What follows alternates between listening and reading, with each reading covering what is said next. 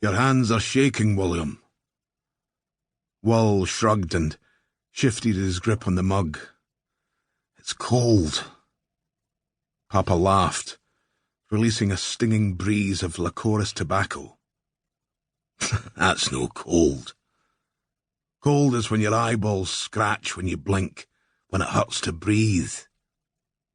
You'll be Riverkeep soon. You'll get used to that quick enough.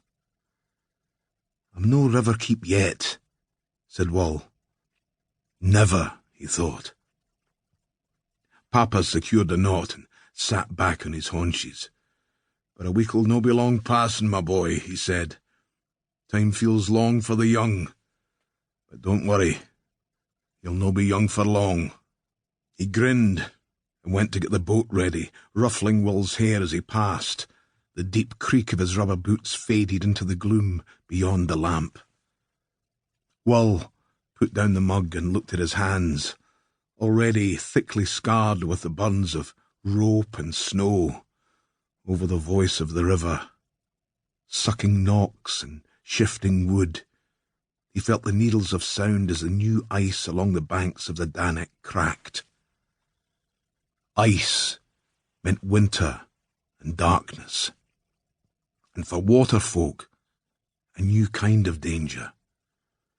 Pappa saw it as a great enemy, to be feared and defeated, with flames and rods, but it brought Wull respite from the river's black void, its thick scum, and little puddles of treacherous clarity, and the huge, sharp rocks fringed with weed that swirled like a corpse's hair. In the heat of summer, perfumed wildflowers grew along the banks, insects skittered on the leaf-padded surface, and silvery clouds of fish burst through the water, chased by the sewlas, whose wet little heads dotted the surface like stepping stones, their golden summer eyes glowing in the sunlight. But Wull could never think of the river as something living. He had seen what happened on the rocks, the floating bodies, arms raised and mouths howling against the surface, as though restrained by thick glass. It was the Riverkeep's job to push his arms through that barrier, to embrace the dead, to lower his face close to theirs, and taste the bilge stink of their breath before lifting them from the water. Pappa did so with a martyr's grace, blind to gangland markings and forgiving of sinners who took their own lives. Wull had watched them since he could remember, propped in a grotesque parody of sleep, as though they were snatching a nap in the back of the little batter.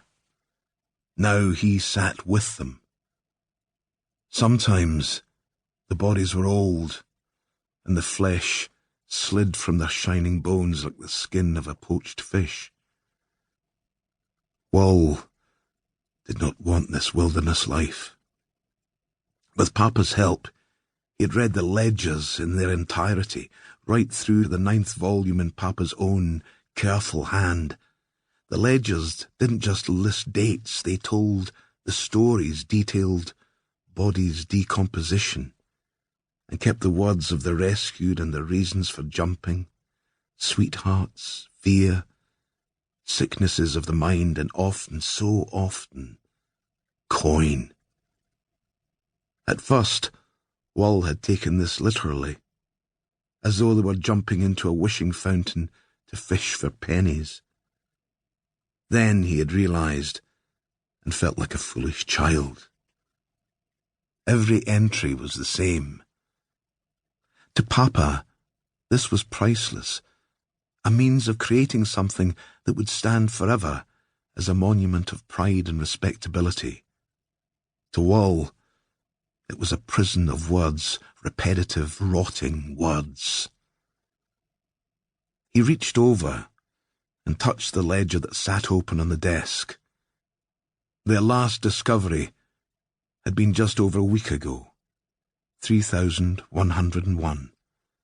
A widow, face up, and floating on rot swollen breasts, her cheek cut with a debtor's mark.